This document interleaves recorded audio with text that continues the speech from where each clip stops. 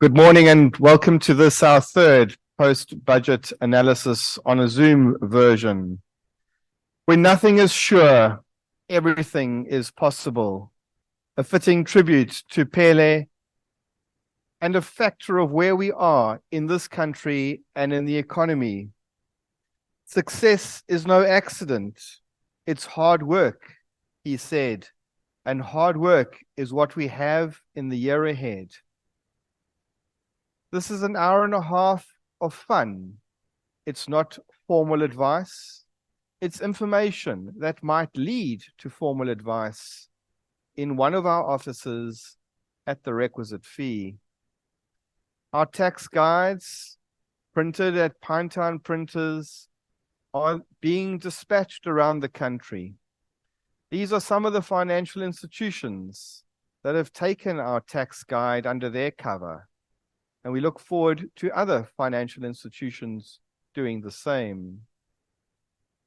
I will talk for about an hour, and in the background, the various tax partners will answer your questions in the chat box and in the question and answer section.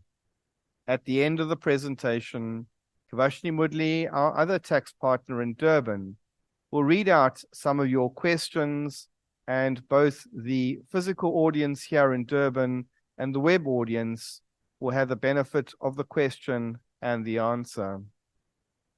The State of the Nation address began with the usual fun and games of the EFF, but then it got down to some real business. We are a people not defined by the oceans and rivers that form the boundaries of our land. We are, at our most essential, a nation defined by hope and resilience. It was hope that sustained our struggle for freedom, and it is hope that swells our sails as we steer our country out of turbulent waters to calmer seas. An inspiring address by the President, and real detail this time in the State of the Nation address. But it is true, Mr. President, the people of South Africa want solutions, and they want a government that is answerable to them. The Zabiro cartoon sets out the problems that we are facing, and we need some real solutions going forward. We have a stormy year ahead. Parla might not be on the parliamentary agenda, but the South African Reserve Bank needs to deal with the issue of foreign currency that was allegedly not deposited as required by the Act. The South African Revenue Services needs to deal with the integrity of the tax system and answer whether or not the VAT has been accounted for in respect to the buffalo that have not been consigned and delivered to an export country. The EFF is threatening a shutdown. Do they have the same power that the ANC and COSATU had in the 80s? Or is this a problem for them going forward? Municipal coalitions are going to become our future, and possibly even national coalitions.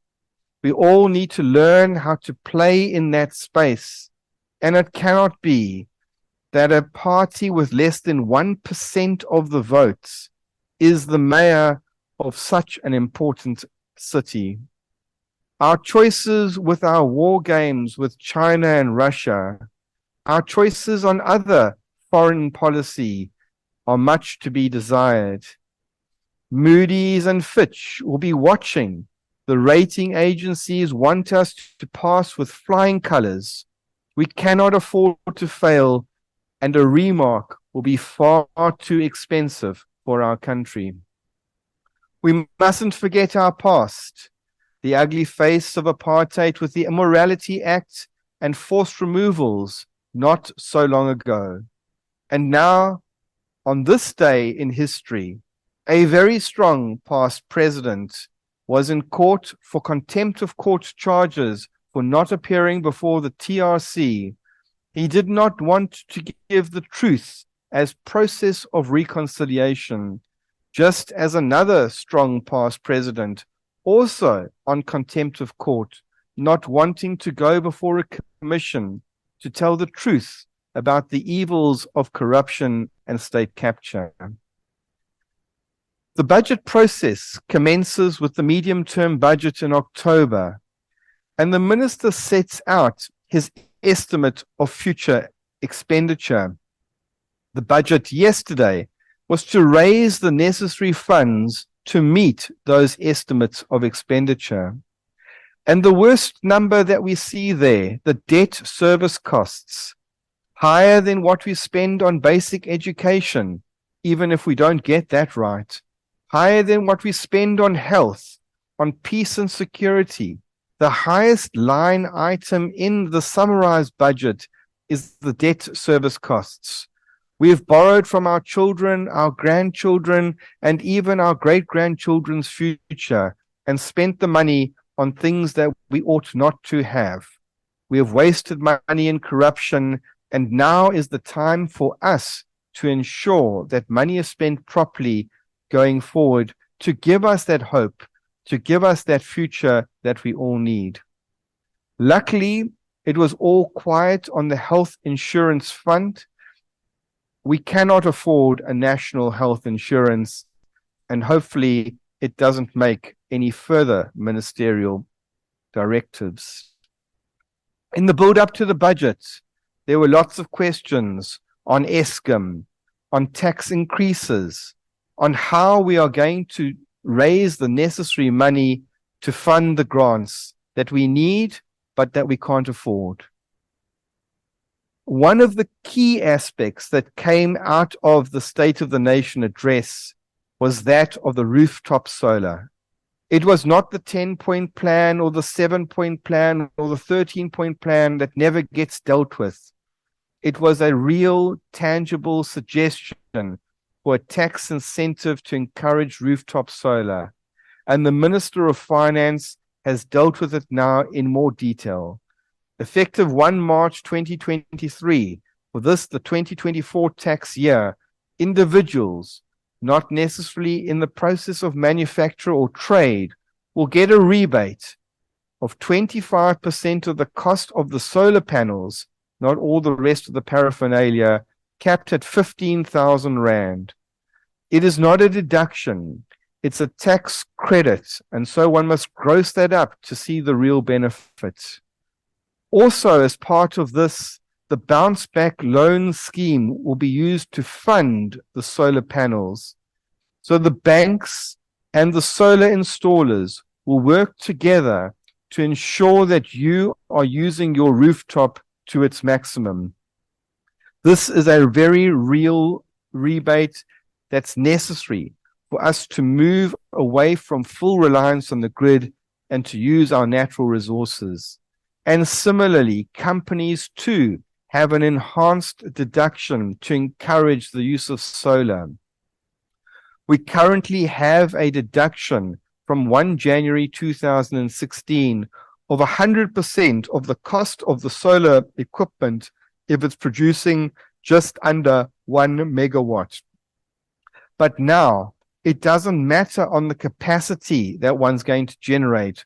One will have a deduction of 125%, so more than what you actually spend on solar power from 1 March 2023 to the 28th of February 2025. Businesses need to move away from full reliance on the grid. Individuals need to move away from full reliance on the grid. And as a country, we need to make use of our natural resources. And this is going to cost the fiscus some 4 billion Rand for the solar power rebate and some 5 billion Rand for the business incentive. There isn't a special Eskom levy, but what there is the encouragement for the individual to move to some form of solar, and the state is funding a portion of that.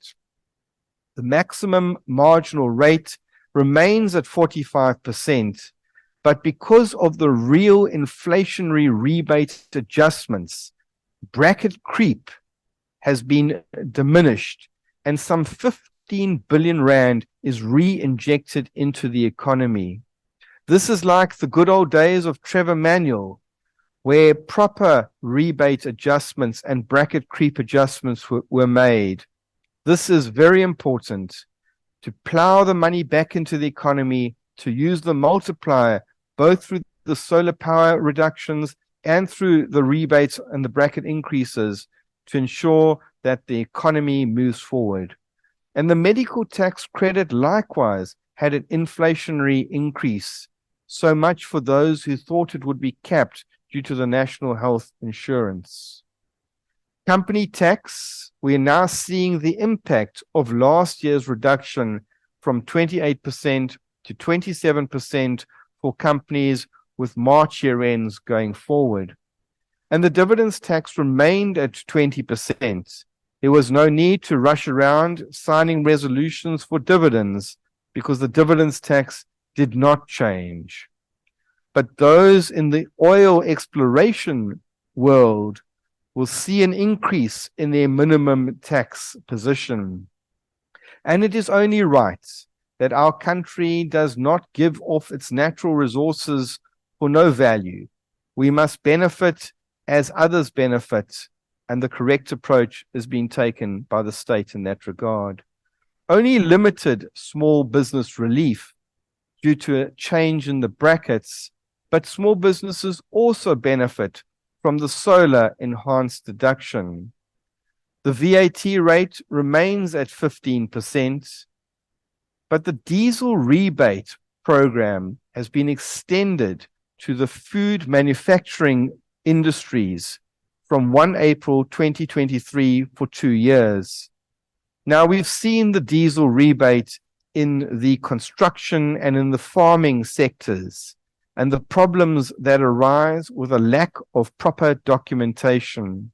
So yes, it is a good enhancement to encourage the diesel rebate in that sector, but one's documentation must be sufficient to sustain the audits that will follow. The road accident fund levy and the fuel levy have remained unchanged. Normally, on the 1st of April, these increase, but that non-change plows another 4 billion rand back into the economy. The sin taxes have had inflationary-based increases, which is only right. The tax-free savings remains the same at 36,000 rand annually, and the sugar tax increases have been delayed. When the economy is poor, we all need some sugar to sustain us.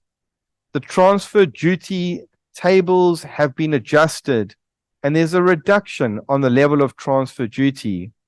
Properties up to 1.1 million rand will not be subject to transfer duty, with the hope of encouraging some further home ownership and the re-establishment of the middle class. The wheels of justice and the balance and the budget process take some time. We start with the budget in 2022 and go through the taxation laws amendments that arise therefrom. They go through a consultative process and are all tabled formally in Parliament with the medium-term budget. The medium-term budget occurs in October, and the effective dates of the amendments is usually in late December, early January, and then the cycle resumes with the new budget that we had yesterday. The two-pot retirement system, or probably more aptly, the three-pot retirement system, has been delayed to the 1st of March 2024. It was initially anticipated of coming in on 1 March 2023, and it's an attempt to try to maximize retirement savings and minimize the early withdrawals. What is important in all the changes affecting the retirement funds is that the vested pot, all money contributed prior to 1 March 2024, will remain on the same tax terms as they currently are. So there's no need to quickly retire or jump jobs in order to get your hands on that retirement fund.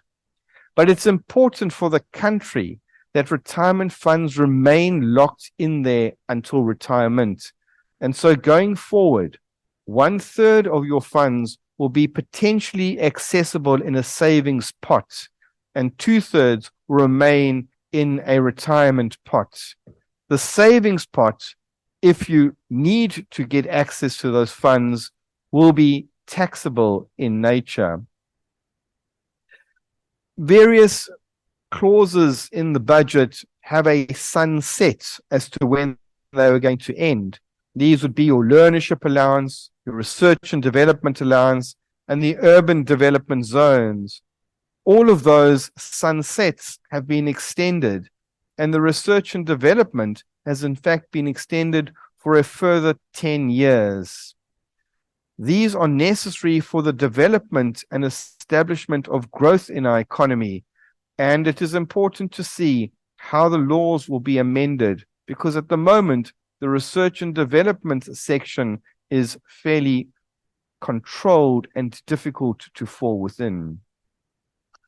The corporate tax rates. Last year, the rules were that for any year of assessment ending on or after 1 April 2022, the tax rate would be 28%. The budget amendment then read, any year of assessment ending on or after 31 March 2023 would be at 27%. So February 2023, we are still at 28%, but March 2023, the rate reduces to 27%, and then so too going forward. It was a strange change that 31 March as opposed to 1 April, but it changes which year this change impacts. And in order to fund that, you've got the limitation of assessed losses. So for our poor accounting students and board students, you've got a change in rate and a limitation on assessed losses to affect your deferred tax calculations. Now, the limitation of assessed losses comes in also for years of assessment ending on or after 31 March 2023. And you are limited to the hire of either 1 million rand or 80% of the taxable income before the assessed loss. So if, for instance, your assessed loss brought forward was 3 million and your taxable income in March 2023 was 2 million, under the old system, you would have a net assessed loss of 1 million. But under the new system, you are only able to utilize 80% of the 2 million or 1.6 million, and you'll have taxable income of 400,000 and tax to pay of 108,000. So this reduction in the utilization of the assessed loss will help fund, or probably overfund, the savings that companies would have in the lower tax rate from 28 to 27%. And there are other limitations on assessed losses that impact individuals when you have suspect trades like rental, where you fall into the 3 out of 5 year rule or the 6 out of 10 year rule, unless you can find specific facts and circumstances to put you in yet another category.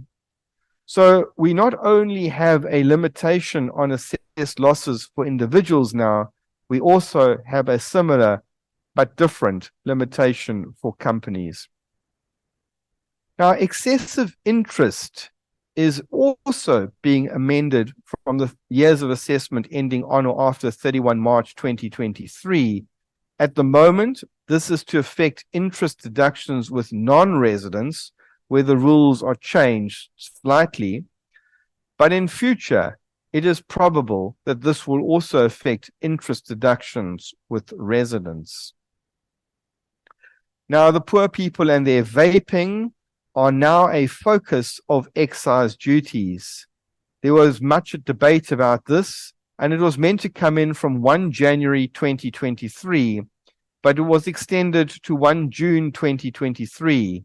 So the tobacco in your vaping system will now have duty attached to it, and so there will, in all probability, be an increase in June. Now, illicit trade sort of stemmed into the tobacco industry with the lockdown and other factors at SARS, but SARS is clawing back, and some 598 million rands worth of seizures took place with illicit cigarettes, and some 18 billion rands of assessments were raised for excise in this sector. Lifestyle audits are going to be a way of the future, with SARS looking at strange deposits in bank accounts and looking at a reconciliation of your assets and liabilities. People must look at the various deposits in their bank account and have an adequate explanation as to why this is not gross income. SARS also needs to be reminded regularly of the Pretoria East judgment. And here the assessor, when she didn't understand something, felt she was free to just raise an additional assessment and leave it to the taxpayer to prove her wrong. She has a duty in fair and proper administrative justice to make sure she understands why she's making a revised assessment, an additional assessment, or an adjustment. And as such, without doing that proper process, the assessment in itself is not valid in law. But this is one of the judgments that SARS wishes was never issued, and they forget about it from time to time, with the need for them to be reminded. Now, common reporting affects the exchange of information from foreign jurisdictions. Historically, one needed a warrant for SARS to go and get the information from the tax havens. But now, with common reporting, South Africa has made and received exchanges with 77 countries.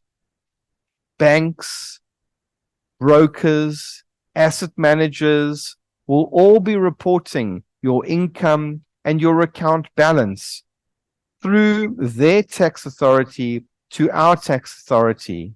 And in time, SARS will analyze this and begin the process of raising assessments for undisclosed foreign income. Consideration needs to be given to get ahead of this process with a voluntary disclosure in that regard. And similarly, transfer pricing is starting to impact our client base. Connected party transactions cross-border, where the transactions exceed either 100 million or a specific transaction exceeds 5 million, gives rise for the need for transfer pricing documentation, be it a light version or a far more complex version.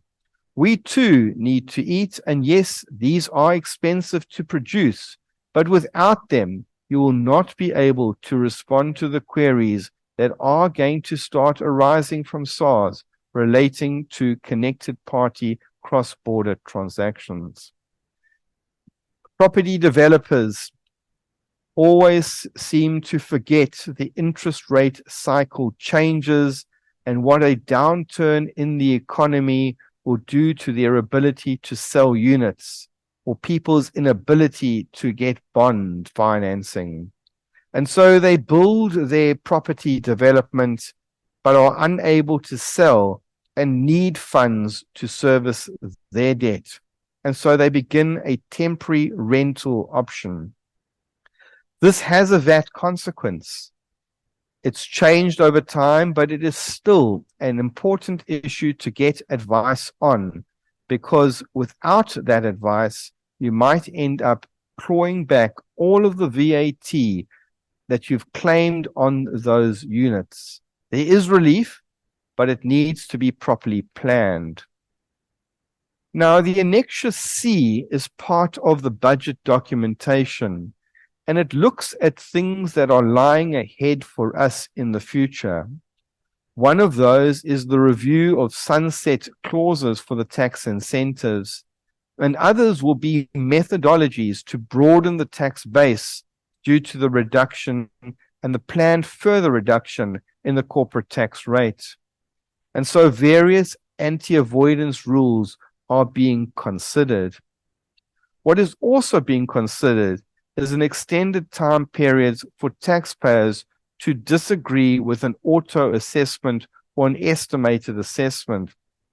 At the moment, taxpayers only have 40 business days to lodge a complaint by way of rendering a correct return for that estimate in order to then begin an objection process.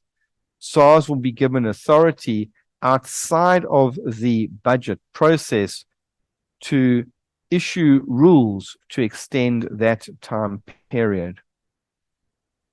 This is not yet properly on the agenda, but it has been raised in the Davis Tax Committee, and I think one should plan for its ultimate implementation. The interspousal bequest and the interspousal donation at the moment are neutral from a estate duty or a donations tax perspective, but at some stage they will be terminated, and one needs to ensure that both the husband and wife have sufficient assets to make use of the estate duty exemption without rollover. So one should be making sure that nowadays one are doing donations between spouses to build up a capital base in either spouse's name, so that when this change occurs, there's no negative fallout. Some people do not like trusts, and so there are processes that one can use for estate planning without using trusts. One can use preference shares and ordinary shares as a methodology to ensure that the planner can peg their estate and ensure the movement of the capital growth to the children or grandchildren. Now, there are consequences with this, in that one can't do rollover relief with preference shares, but it might be necessary in other forms of planning with the correct advice in newly established entities. Now, the ceasing of residency process is always a question that we get asked. And when we talk about the ceasing of residency, we are talking about the ceasing of tax residency. It used to be there was tax residency and formal immigration, but those two processes are merged now together in the ceasing of tax residency. Now, we are not talking about tearing up one's passport and breaking all ties with the country. That's a home affairs and a citizenship issue. We are merely talking about the ceasing of tax residency when one is not ordinarily resident in the Republic anymore, and the consequences that arise from this. Previously, it wasn't an issue because all of your remuneration was exempt from tax as long as you spent 60 continuous days and 183 days in every 12 months out of the country. But from 1 March 2020, this exemption was limited to 1.25 million. And so those persons earning more than that would now have a tax liability in South Africa, potentially, should they not have formally emigrated. Now, the ceasing of being a tax resident is not always your own choice, but what it does do is it creates a deemed disposal of your assets the day before you cease residence. Now, at present, if there's a capital gain in a trust where you are a beneficiary, that capital gain cannot be undistributed to you. It's trapped in the trust. It's probable in the near future and highlighted in the Annexure C documentation that going forward, this will similarly be the position for income distributions to trusts, from trusts to non-resident taxpayers. So that will change the impact of the tax position of those non-resident taxpayers and the trusts.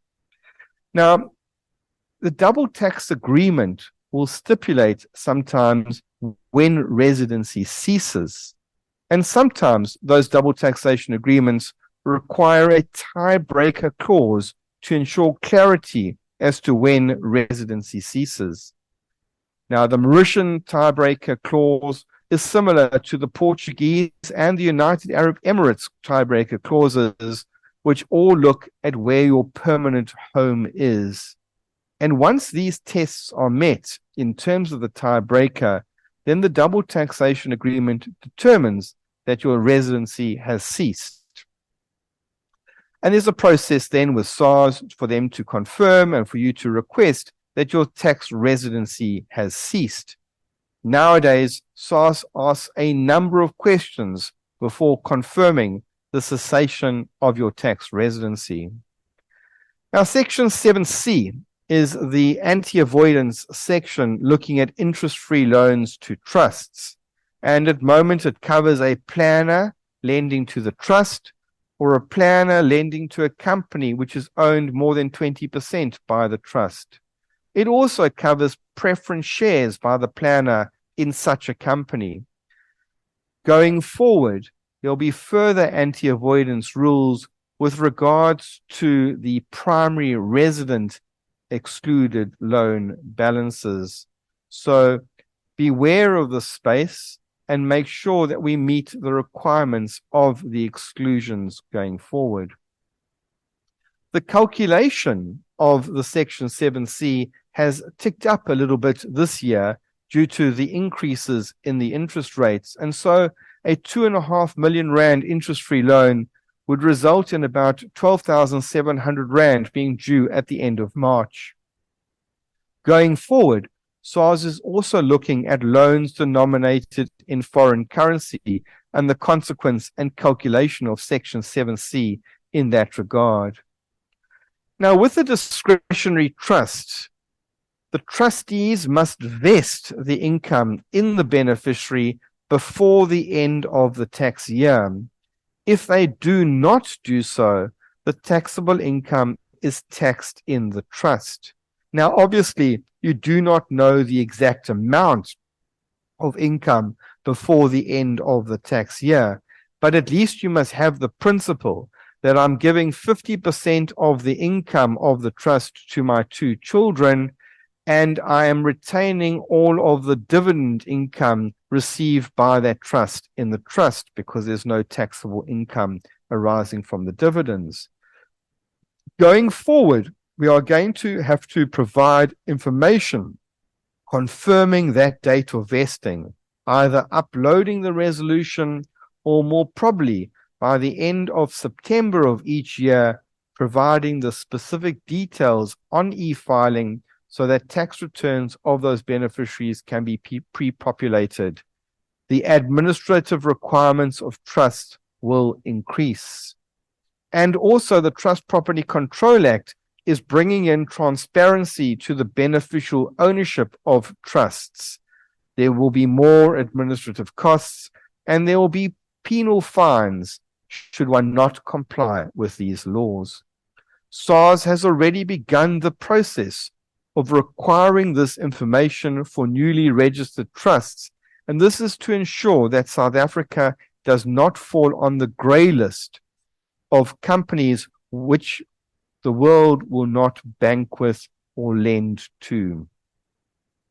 Now, there are also rules with regards to distribution from foreign trusts to residents, and these have impacts when those foreign trusts have shares of more than 50% in a foreign company. Detailed advice is required in this regard, but we are merely highlighting this rule as something that is important to consider.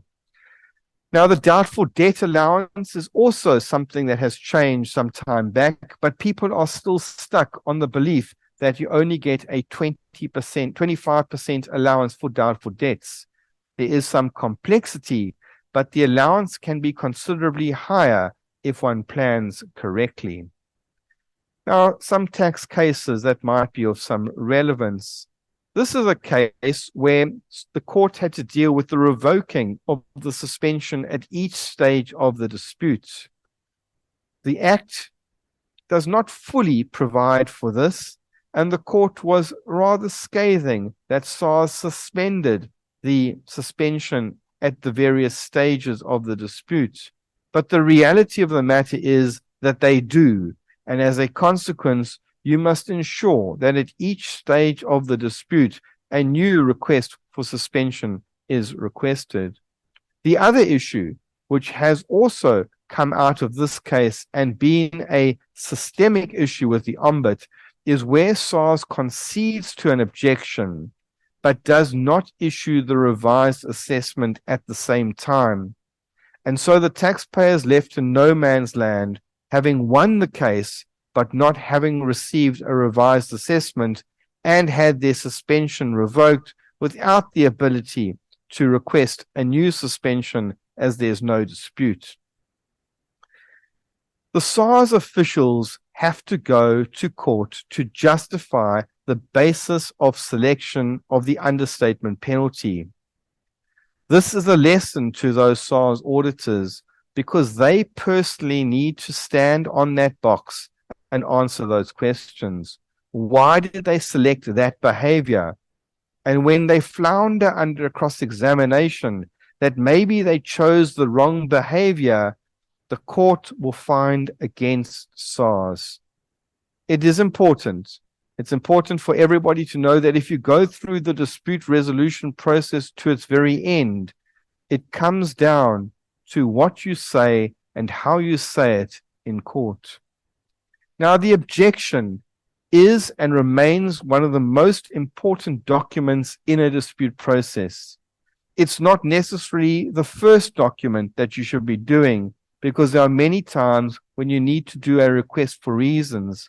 But having done the objection document, you are bound by the grounds that you set out therein. And here in this case, the taxpayer tried to bring new grounds, although in respect of the same amount, and the court limited their objection to the original grounds. Now, the Thistle case is another very interesting case dealing with a trust to trust and then to individual beneficiary distribution of a capital gain. And in the first court, the taxpayer was successful that the capital gain could flow like that, but the Supreme Court of Appeal said it couldn't. The first court made their decision based on an amendment to the Act, and the court took a view that if you need to make an amendment to the Act, then there must have been a hole in the Act that you were amending, and as such, this was a valid distribution by the trustees. In any event, it is now common cause, either in terms of the Supreme Court of Appeal judgment or even in terms of the initial court case, that once that amendment was made, you can no longer go trust to beneficiary. But the Thistle case is far more important going forward because it dealt with the taking of a legal opinion and the acting upon that legal opinion, and whether that was a bona fide inadvertent error in good faith, unintentionally, and therefore there ought to be no understatement penalty. And here the SARS Council conceded this matter, and the court indicated that they correctly conceded the matter. And this is a very important judgment on understatement penalties going forward and reinforces the need for proper tax opinions in such circumstances. The coronation case is a very complex case on Section 9D, and in terms of the Annexure C notification, there will be a tax amendment to the foreign business establishment as a consequence of this case. But once again, more importantly, this case re-emphasized that where you take advice from accountants, then, like in the Thistle case, there's an argument that there should be no penalty because it's a bona fide inadvertent error. These court cases are very important in respect of the penalty provisions going forward. Now let's look at a few other issues that might be relevant. Now, with capital gains tax, the actual event only occurs when you dispose of the asset. So you can buy land, you can then develop and build a house, You can do a couple of extensions in different years and only sell that house maybe 20 years later. The problem that you have is to ensure that you've got all of that documentation to support the base cost deduction that you want to claim. Otherwise, you might be limited only to the cost of the land, a document that you can find on the title deed. All the other costs, you need to keep those records indefinitely. It is not the 5-year rule of retention, because you haven't yet had the tax event of the disposal. And we've seen cases where SARS looks in great detail at the base cost of properties that were improved. Now, I don't know why anybody wants to have the home study or try to claim this deduction, but if they do need to ensure that they're doing it properly. Firstly, you need to be using that study more than 50%, mainly for the purposes of your trade. Now, if your employer has you working at the office 5 days a week, then you will have a problem in meeting that test. If your employer says you can be at the office in town 2 days a week and 3 days you can work from your home office, then you will meet the test. But are you using that property exclusively for the purposes of the home study? Do your children come and do their homework next to you? Because that is no, you cannot claim. Does your wife sit next to you and do her business work while you are doing your business work? Because then no, you cannot claim. One needs to be using it wholly and exclusively for the purposes of the home study. So yes, you may not have the spare bed stored in that home study. And if you do meet all the tests, you must have all of the vouchers to support the costs and proper evidence of the floor area of that home study in relation to the floor area of the home. And then finally, when you come to sell that property, you will have a CGT adjustment because you haven't used the home solely for the purposes of a residence. Now we're up at provisional tax time in the next few days, and you must beware. You must take care in an estimate. Only the brave or those others estimate and reduce taxable income below 1 million. If your basic amount is less than 1 million, do not, under any circumstances, unless you've checked, rechecked, and rechecked again, do an estimate to reduce that taxable income. You must be within 90% accurate or you'll have a penalty. And where your taxable income exceeds 1 million, you have to do an estimate, but you have to do an estimate that is seriously calculated. So where are the management accounts? Where is the adjustment for stock? Where is the adjustment for foreign exchange? You need to have the workings to show that you seriously calculated that adjustment. And you cannot just use a nil amount if you've never been assessed before. That changed many, many years ago. So you must make a proper estimate if this is a first year of assessment. Now, Section 18A governs donations from various charitable organizations. And once again, SARS is improving the documentation required, so ultimately those charitable organizations can pre-populate your tax return.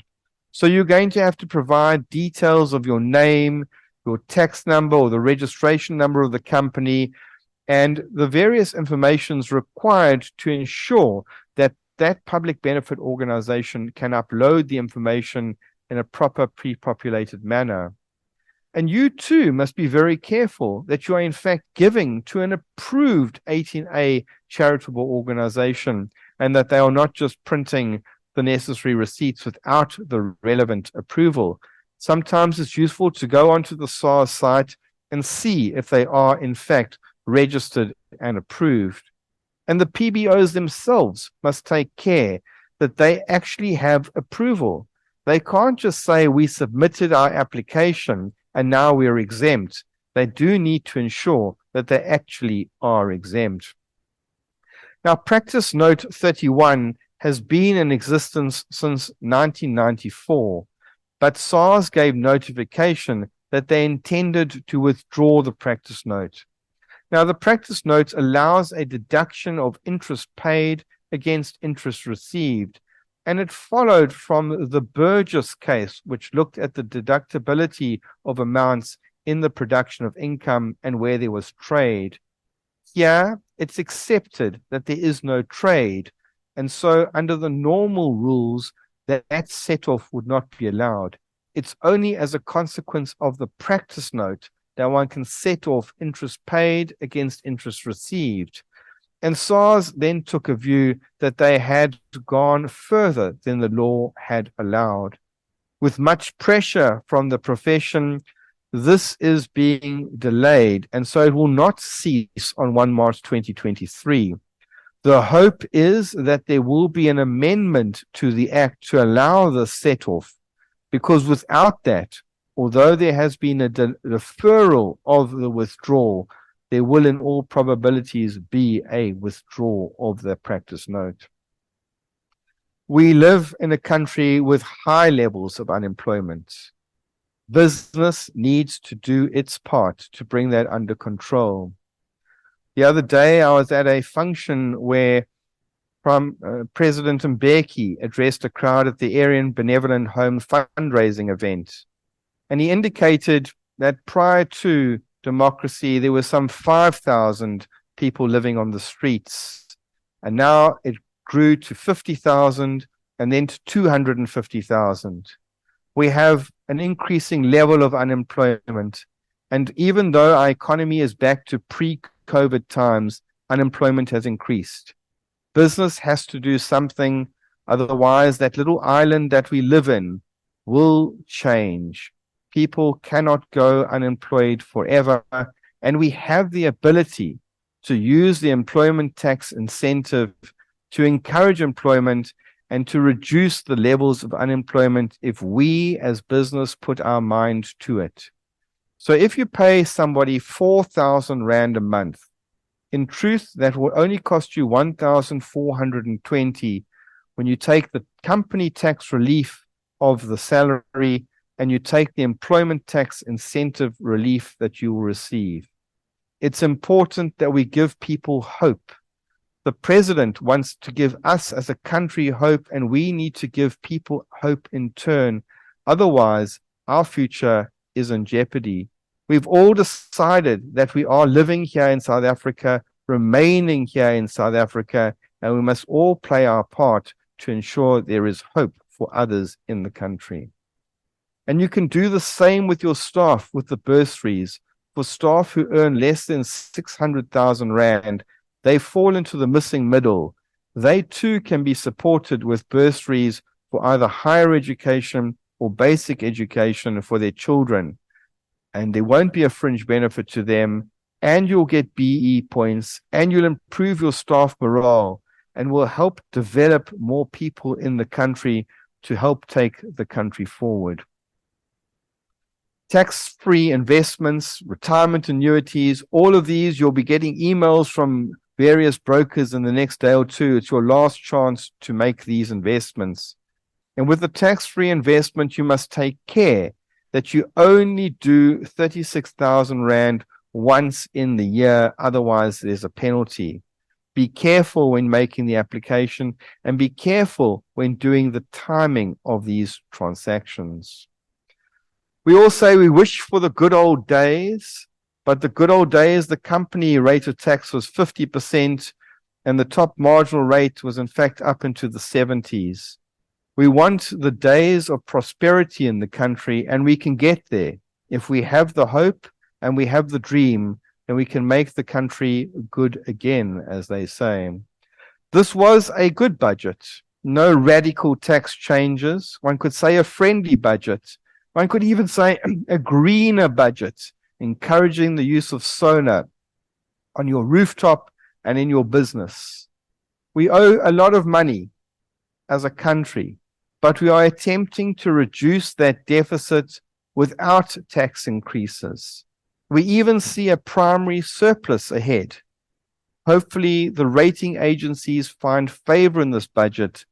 Hopefully, the rand-dollar exchange improves with this budget, and life at home will be good for me. We have a good future ahead of us if we all apply our minds and make it work. Go green where you can, save those taxes where you can. And now let's hear from Kubashni, who's got some questions from you from the Zoom. Thanks, Paul. Good morning, everybody. Paul, it was very enlightening. I'm sure our audience are glad to have learned all of the various changes that are affecting them in the year ahead. Just on the point of solar power, there's been a lot of questions that have come in on the virtual platform, where people are wanting to find out if they are able to claim allowances for solar powered projects that they funded prior to 1 March 2023. Whenever there's a tax change and SARS tries to make it retrospective, we all jump up and say, constitutionally, you can't make this retrospective. And here, I think there's zero chance of it being made retrospective because we're dealing with the current year's budget going forward from 1 April. And so what's happened has happened. The money has been spent. This is now a new development, a new incentive for going forward. Unfortunately, what was. And we've had yet another budget with no wealth taxes being mentioned. Do you think there is probably going to be a wealth tax, and how far ahead would that be? Look, hopefully by now, the responses that the profession gives National Treasury each time the issue of a wealth tax are starting to be understood. We have a wealth tax. We've got transfer duty, which is a wealth tax. We've got capital gains, which is a wealth tax. We've got estate duty, which is a wealth tax. I think it is starting to sink through that we can't have yet another tax on the same things that are already taxed as part of one's wealth. I think the changes to Section 7C have also supported the concept of wealth that is moved to these trusts is trapped in terms of Section 7C and is also taxed there. And I think the last pot that they need to change is the donations between husband and wife and the estate rollover between husband and wife. And once they've dealt with that, they've covered wealth tax in its entirety, and there's no need for an additional tax. Yeah, well, that's good to hear. There has been significant tax savings for individuals in the form of bracket creep, medical aid, credit increases, travel deductions, and the reimbursement rates. Do you think that this is necessary at a time when the Treasury is so desperately in need of funding for the various crises that we are currently facing?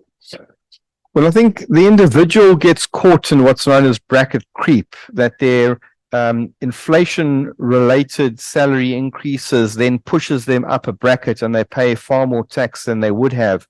And what we're seeing now is a process to try to reduce that bracket creep. And it's putting some 15 billion rand back into the economy and using the good old-fashioned multiplier effect that we all learn in Economics 1 to help generate the economy and to stimulate growth and development, which in itself creates tax and taxable income and tax and VAT payments. So I think they've understood the concept that one can't overtax people anymore, and one's got to plow some of that back through these incentives and allowances. Paul, you mentioned in your presentation that there's a proposal to tax income distributions to non-residents of local trusts. And there's also potential revisions on the Section 7C provision. What is your view on the continuation of use of local trusts in South Africa? So when I started as an article clerk, and that's many, many years ago, we had a position that was being postulated that trusts were going to come to an end. Well, they're still very much in existence now.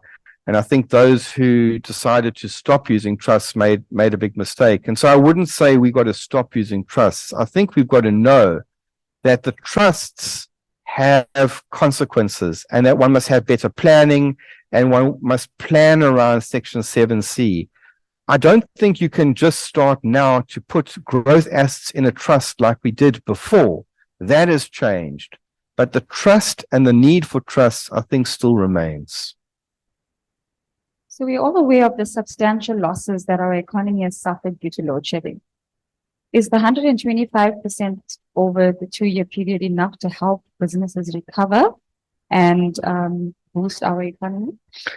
Look, I think the Minister of Finance can only go so far. The tax department and all the accounting firms carry those firms, but the minister can't carry the entire government.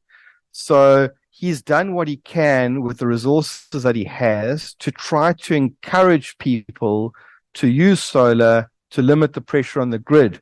I think it's an encouraging incentive, and I hope it takes the necessary view of business to actually follow with that incentive.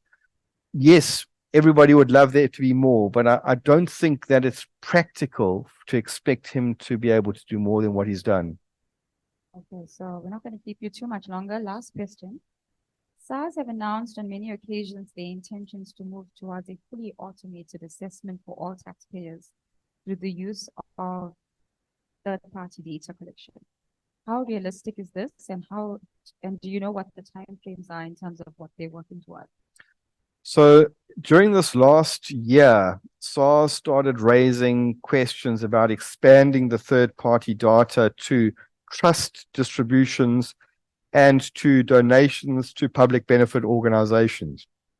Now, many of the public benefit organizations have a poor administrative infrastructure. And so the ability for them to provide all that information by May of each year will be very daunting. And so that point has been made to SARS. I think they are still going to start pushing for more disclosure from those public benefit organizations. Hopefully not this year, maybe next year, but I think it is coming. And similarly with trusts, what SARS is finding is that the trust is rendering its return saying it's distributed all the income, and the beneficiary is not making disclosure of the income on their return. And so there's a push for SARS to say, I need to know the income and who the beneficiaries are of the trusts. Now, the problem is the timing. We will not have all of these financial statements processed by the time that SARS needs it for the third-party data. And I think that's where there's still going to be a lot more discussion and debate between SARS and taxpayers about how can we meet each other somewhere down the middle. I think it's going to be initially an uploading of the resolution, let's say by the end of March, to show that the intention is to distribute the income. But SARS is putting pressure for those trusts to provide the information by, let's say, September of the year. And I'm not sure how practical that is at this stage. Thanks, Paul. That's all the questions that I have. Okay, so thank you all for your participation on the online questions and answer session, which gave rise to these questions. Thank you all for attending the seminar.